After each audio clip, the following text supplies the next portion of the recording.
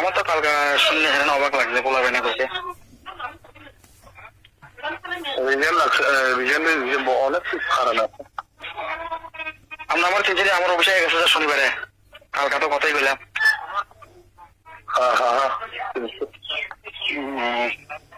এখন কি আর কিটা আইপিএফ আর ফিরতো না? আইপিএফ আর থাকতো না, আইপিএফ থেকে সারা দিন ধরেই থাকতো না। আমরা আমরা পরে আপনাদের এই সঙ্গেই হইব।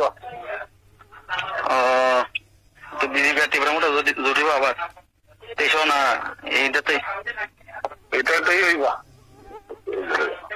এটাতেই হইব। আচ্ছা গণদা, আমি তো শুনছি আপনার বলে 17 টাকা জলা ইয়ে হয়েছে কিনে। ঠিক আছে, আমি তো কালকে শুনি একদম অবাক।